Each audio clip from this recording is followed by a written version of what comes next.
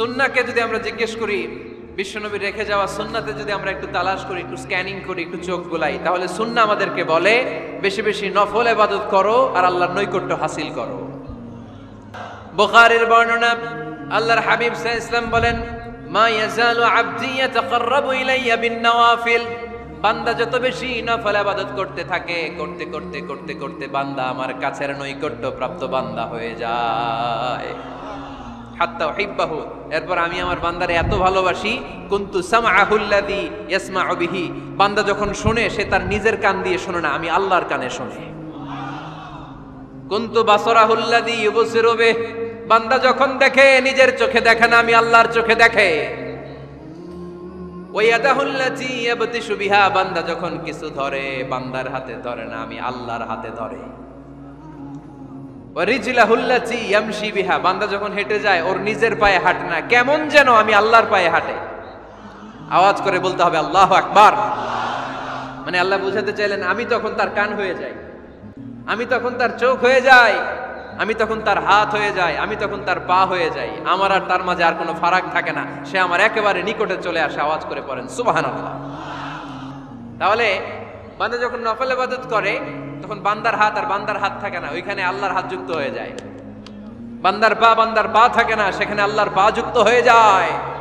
বান্দা যখন দেখে নিজ চোখে দেখে না, আল্লাহর দৃষ্টিশক্তি সেখানে যুক্ত হয়ে যায়। চিল্লায় বলেন ঠিক কি না? এজন্য নফল ইবাদত করতে রাজি আছেন তো?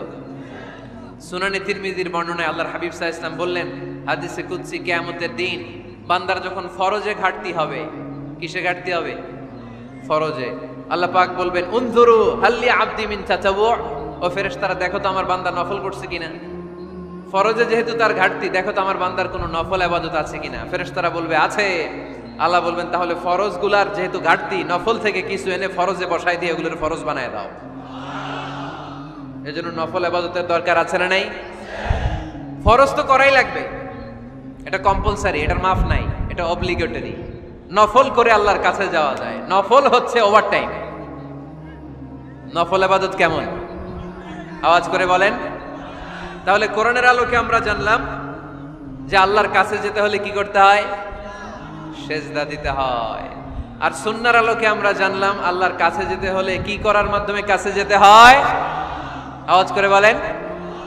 নফল ইবাদত করতে রাজি আছেন সবাই?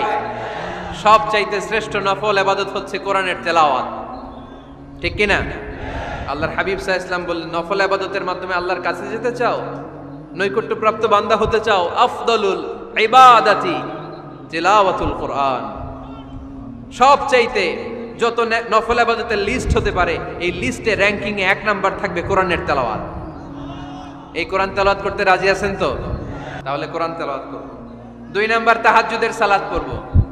কিসের নামাজ? হুজুর ফজরই পড়তে পারি না।